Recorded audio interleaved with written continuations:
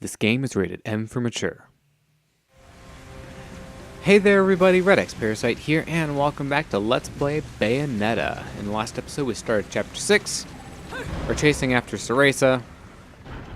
And in this episode we're finally going to catch up with her. Doing in here? Are you hiding something from me?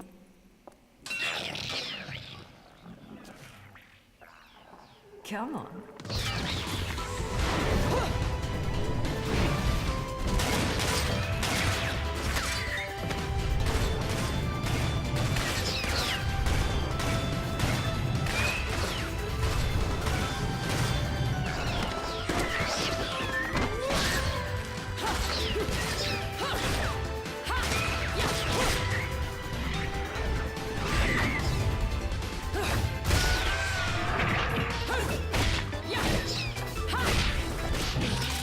Cheating on me, haven't you?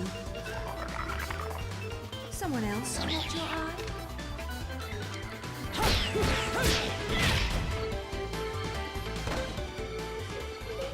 Oh dear.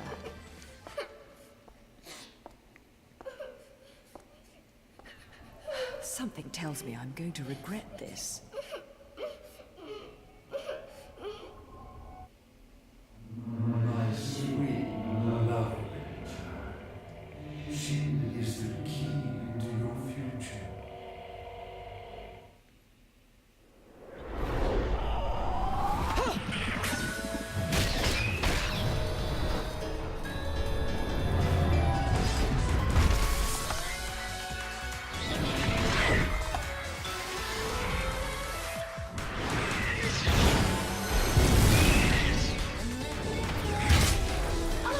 Normally one to play savior, but I suppose I can make an exception and kill all of you. Just this once, of course. So this is our first experience with out-of-body battles. So in these fights, you can run around and attack enemies, you know, that's all still the same. But you have your body over there, which is also vulnerable, so you have to protect that as well as, you know, watching out for yourself.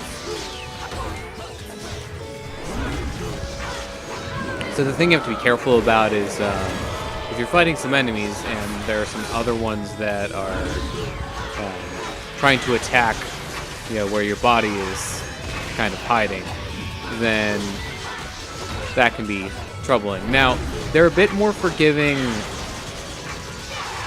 in the normal gameplay here because the shield, as you can see below the health and magic meter, has its own health bar, and that actually regenerates over time. So it's really not that bad if your this shielded body gets attacked during these, because it doesn't actually damage you. I don't know if that counts towards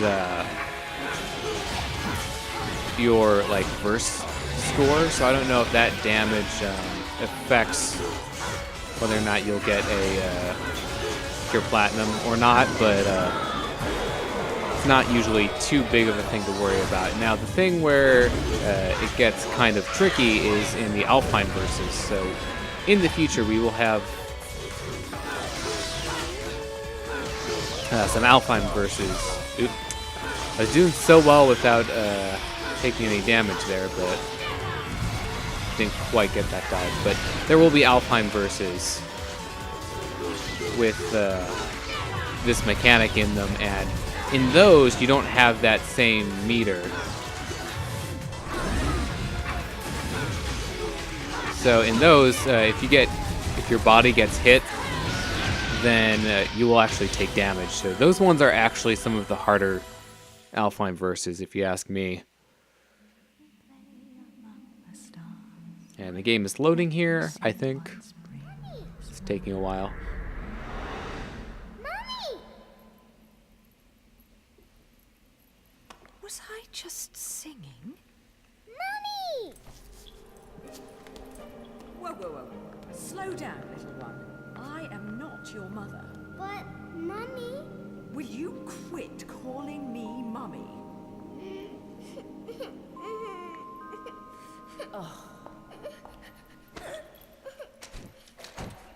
If there's two things I hate in this world, it's cockroaches and crying babies. Well, a crying baby cockroach would be truly terrible. So don't you dare cry. Yes, Mummy. Fine. You've got to be a strong little one to survive in a place like this. What's your name, anyway? Cereza. Cereza? You're not from Vigrid, are you, little one? Where are you from? I'm from my house. Well now, I'll hazard a guess this isn't your home. So what on earth are you doing here? My daddy told me to come here. And whereabouts is this daddy of yours? He was at work, but now I don't know where he's gone. I want to go home. I can't just drag you along wherever I go, little one. So you better not be getting attached to me. Yes, Mummy? Come now, little one. I'll help you out of here, but that's all. And you have to promise there'll be no crying. A single tear and you'll be crying alone. Got it? Okay, Mummy.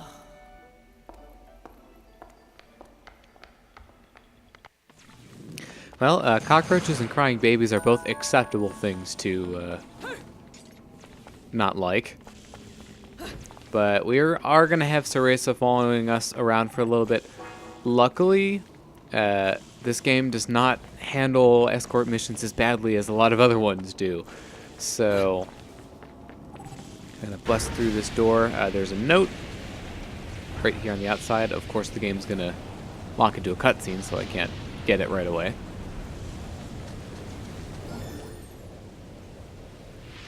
So this is the Laguna Faith and Vigrid's Rise.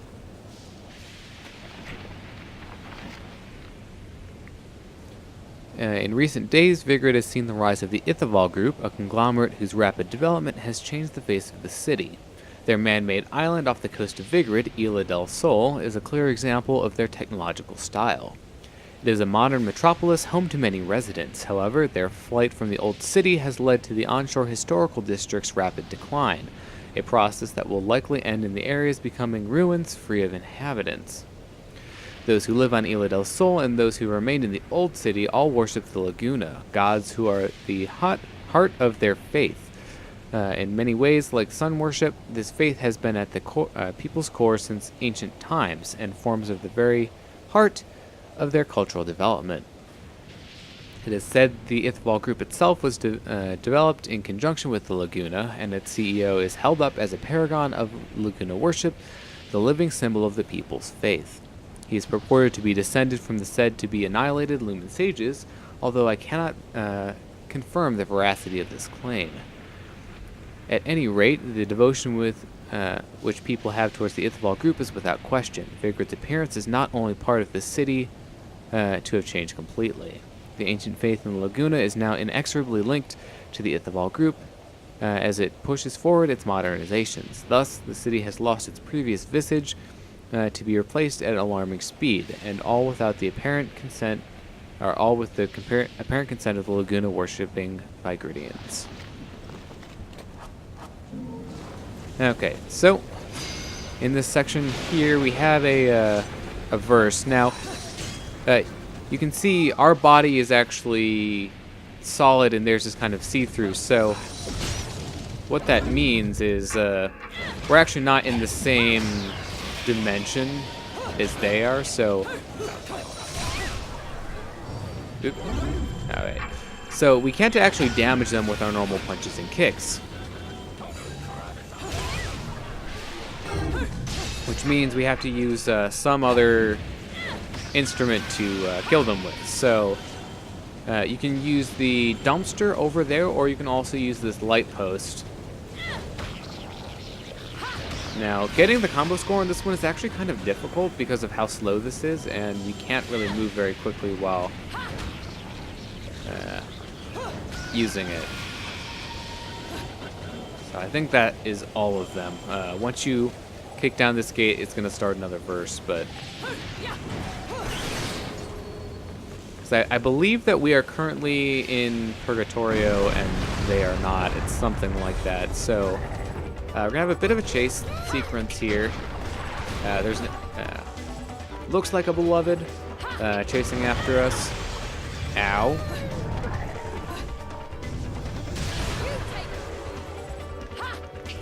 The game is lagging out quite a bit right now. Basically what you want to do is throw things or attack it to stop it from damaging you and also hurting Cereza. So I typically try to just lift the objects, so these dumpsters or cars that are here, and use those because I find the like the metal bars or rebar a little slow to try to use. They're a bit cumbersome, so usually I can do pretty well with just picking up these things. So all in all, not too difficult. It's just a bit slow because of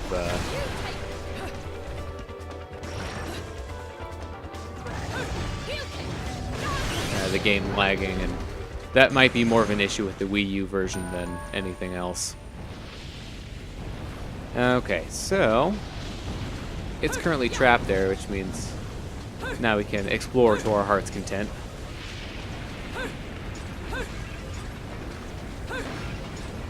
So if you destroy some of the benches and pots, here you can get some concoction ingredients, which, speaking of which, I think I will actually go into that menu after we're done picking some stuff up here and make some more stuff. There's also a note along the path here. This is Purgatorio, center of the Trinity.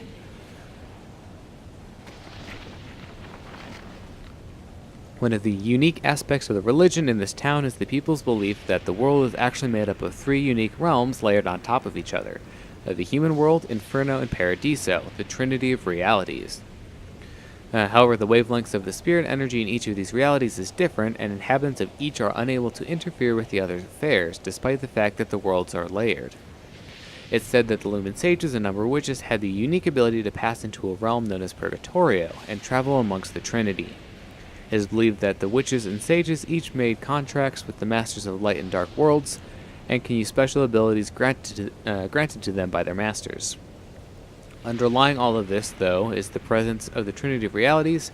Even during the witch hunts, it seems those suspected of being witches were lured into Purgatorio, an act people called being spirited away, and their presence in the no man's land was used as justification for further acts of persecution. To further explain Purgatorio, one must understand that those within the realm are unable to see or touch those in the human world, nor are humans in their own world able to intervene in the affairs of Purgatorio. Moreover, what we identify as material objects may have different appearances in the different realities. Yet when these items are destroyed in one world, they will be destroyed in all worlds. This may explain why many place religious interpretations upon the phenomenon of unexplained destruction that occurs during their everyday lives. So that pretty neatly explains, all the mechanics that we've been introduced to in this chapter in terms of, the enemies and us not being able to touch each other. So there's a Gates of Hell entrance over there, and I suppose we could stop by. Would not hurt. So, there's an Umbran Crow here, so... if you go far enough away from where it spawns, it will spawn back in. At least in most cases. There are, I think, 1 or 2 exceptions, maybe, that don't do that, and as you can probably imagine, those ones are some of the more annoying ones to get. So let's see, I haven't actually used these ones at all. You here for business or pleasure? Either way, I'll hook you up. Okay, so we have just enough halos to get one of these. So I think I will go for Tetsuzanko, which I'm pretty sure I've shown these off at some point. If you just go back to forward and press the punch button, then it doesn't attack. And if you have the magic meter for it, which I think it takes up four of those, then you'll also get a Wicked Weave out of the deal too. So I'll actually use that one from time to time.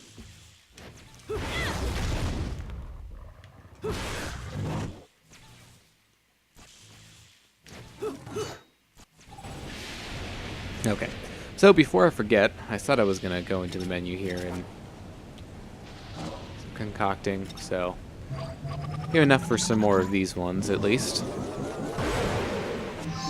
This is the thing I always forget to check, and then I end up with pretty large amounts of these materials. Oops. I actually wanted to check the file here because it's been a while since we've actually looked into some of these, and we have a whole bunch of new entries here as far as all the enemies go, so just gonna take care of these and then we'll get back to our regularly scheduled programming. Let's see. Hopefully that should be the last one. Nope, there's still more. Ah, there we go. Yeah, the bosses all have their own page here at the end, for the most part, so takes care of those. We have a new demon that we've summoned for some of the climaxes there, Malthus. And then more achievements here, which I actually really shouldn't check out, but oops. Go back into these. Okay. So, we'll leave it at that. So, right here there is a portal to a different dimension. And so in order to progress, we have to step through it.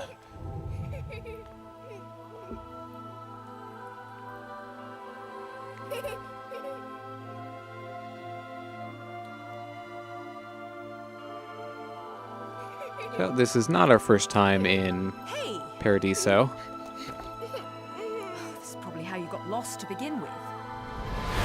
But it is the first time that we've been here with Cereza. And of course, things can't be peaceful. It's always scary the first time you see them. So, where was I? Oh, yes. Your kind invitation. I do hope you've prepared dessert as well.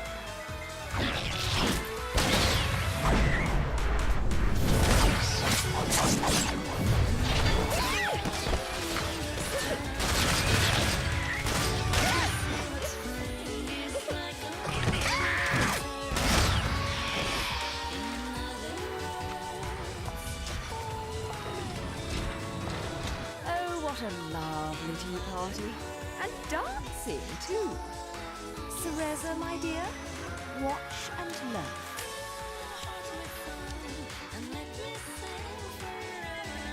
So even though you, even though there's all those affinities that spawned at the beginning, you only have to deal with this pair of Fairness and Fearless. So this is a fight where you have to protect Cereza. So, whoa, he actually warped. I don't think I've ever seen them do that before.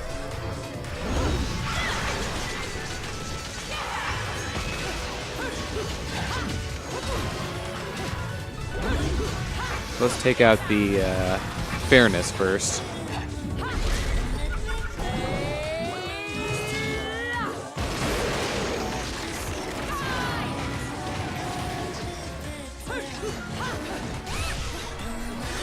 Alright, get back here, you.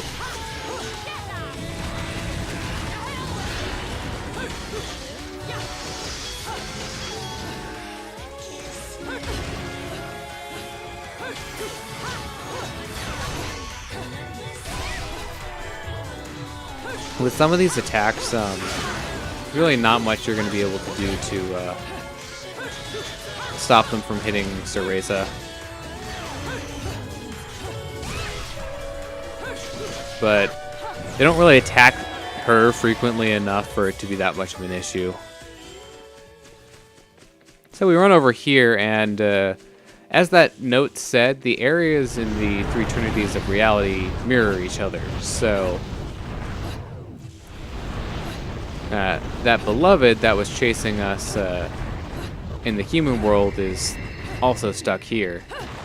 Now you have some meteors to deal with that kind of rain down before it escapes, and just dodge those. So they can't hurt you, and I think they do they do pack quite a punch.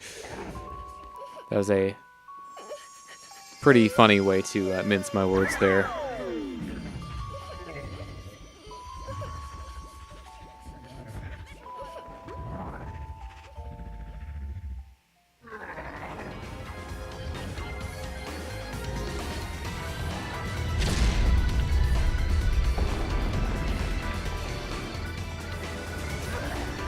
Okay, so we have ourselves another fight here.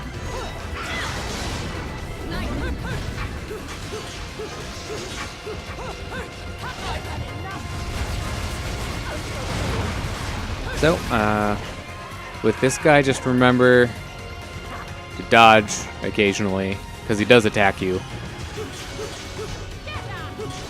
As all enemies tend to do. But if you hang out near his feet, he will try to grab you. I think he will also try to grab you if you're around his back as well.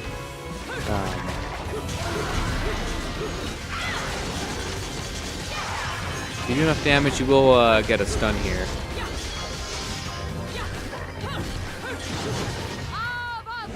And that was actually pretty fast. I was kind of surprised. So hey, Gamora, it's been a while since we've seen you.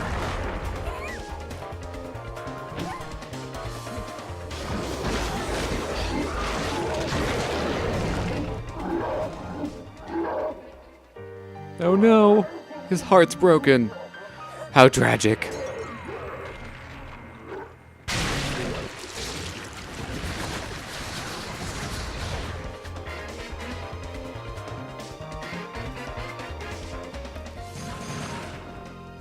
That was not too bad.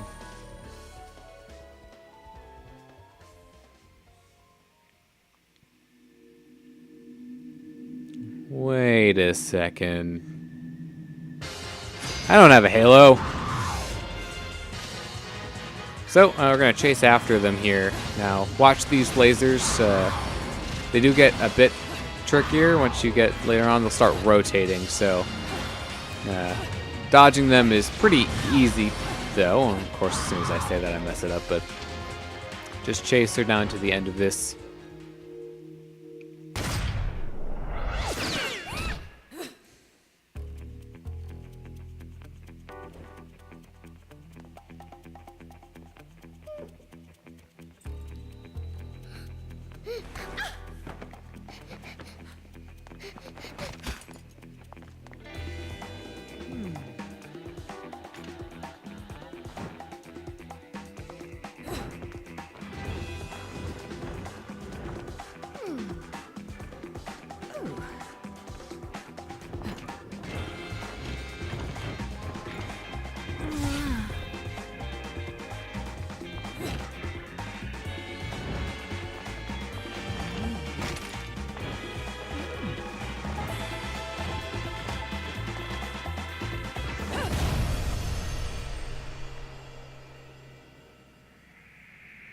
Pro tip, never challenge Bayonetta to a dancing contest. Oop. Of course, my quip came back to bite me in the butt there. But we have a doppelganger here, so gotta deal with them.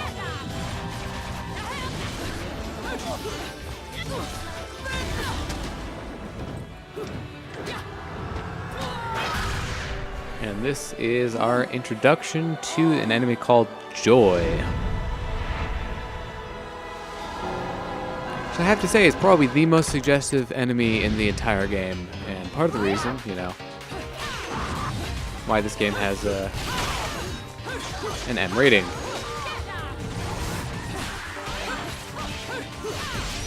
So with these, they have access to all of the weapons that you do. So that includes swords, the guns, the whip as well.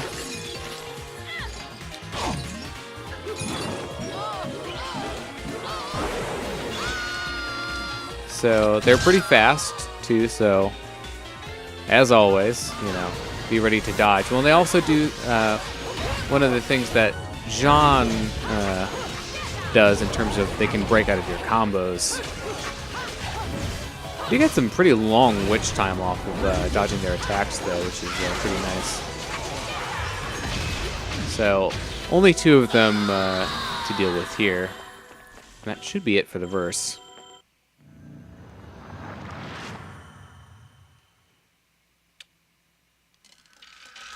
And for beating this verse, you will get the final part of the record. So, the Patner's waltz is now complete. And before you step through the portal, there is a note on the right side if you want to get that. The Angel's Banquet Hall, Alfheim.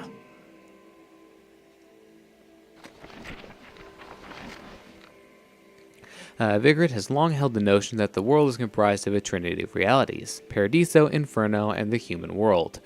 However, since the era of the witch hunts where the Umbra witches met total annihilation, Vigridians have also held that Paradiso, the world of light, is the most perfect of these realms and have worshipped it as such. Yet, as normal human beings are unable to experience this heaven, the Vigridians' feelings regarding Paradiso manifest themselves in various ways. Even in the Porta del Paradiso, ruins of which remain to this day, were born of this faith and placed around the city as an act of Paradiso worship. These structures, stone discs 3 meters in diameter, were said to represent portals into Paradiso itself. It was believed that when the gods extended the people a helping hand, they would do so via the portals, guiding them to Paradiso. Thus, the Porta were placed in spiritually powerful locations. I have one interesting aside. Within Paradiso, there are said to be secret rooms known as Alfheim, where angels gather and hold their banquets. The Porta del Paradiso, created by man, are said to mimic the entrances to these Alfheim. Legend has it that if someone were to stumble across one of these portals while in Purgatorio, they may enter an Alfheim, upon which the angels would entertain the lost visitor and bless them justly. Well, they're certainly entertaining, to say one thing.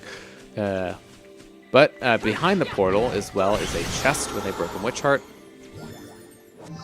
So make sure you pick that up before you go through, because once you do, you won't be able to come back.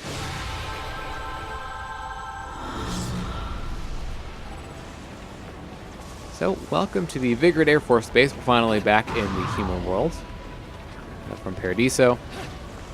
Our last piece of business in this chapter is to pick up this note on the right side. Prominence Bridge. As part of the Ithaval Group's plans for the further development of Vigrid, the man-made Isla del Sol, a new urban center, was constructed and outfitted with a new highway stretching a total of 41.295 kilometers. As expected, traveling this highway, which links the major areas of Vigrid to the island, requires vigorous checks, and its usefulness is limited to Vigridian authorities, Ithaval Group materials transports, and a select group of authorized personnel. The bridge connecting the island to the mainland is an enormous oversea suspension bridge. The structures supporting the bridge's wires are shaped like the bright solar flares that shoot out from the sun's surface, giving the crossing its name, Prominence Bridge. It is truly a symbol of the modernity that has come to Vigrid. So, once we run forward, we'll activate a cutscene, and that will be the end of the chapter.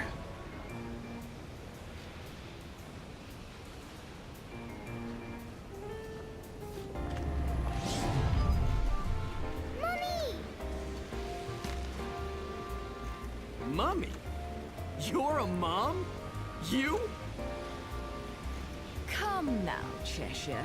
Look at me. Do I look like I have any interest in children? Now making them, well, that's another story. Whoa, whoa! You're getting the wrong idea. I mean, it might be the right idea, but not right now, right?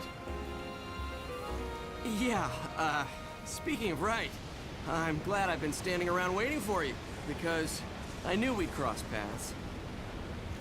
See, the only way to reach the upper crust and their gated island of champagne wishes and caviar dreams is over Prominence Bridge. Oh, yes. The island. Lovely place, isn't it?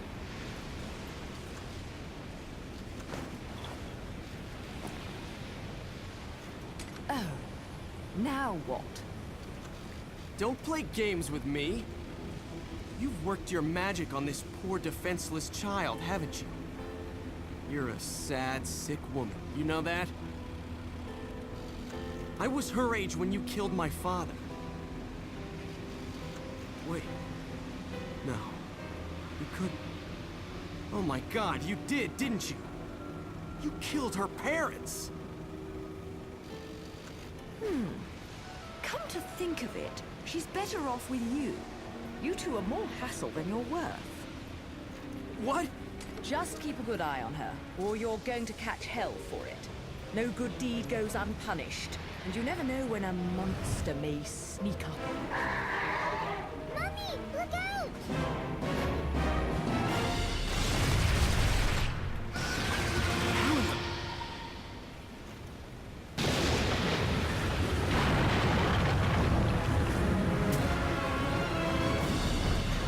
Mummy, no!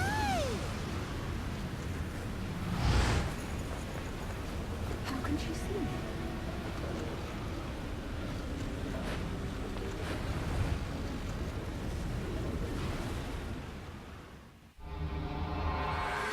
Well, that ran on a little bit longer than I was hoping that it would.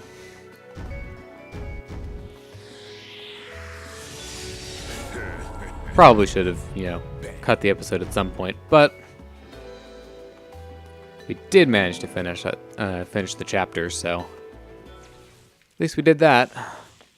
So, in the next one, we will have our next boss here coming up. But for now, gotta shoot some angels, and then we'll cap off the episode. Oops, missed that one, but we didn't actually end up getting too many bullets here. Now, you do start with a certain amount. I think it's 9 is the default amount that you get, so...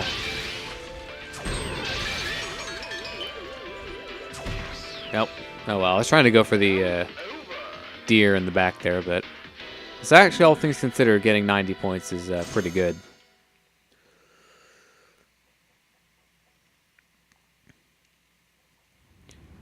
Alright, so thank you very much for watching this episode of Let's Play Bayonetta. I've been redxparasite.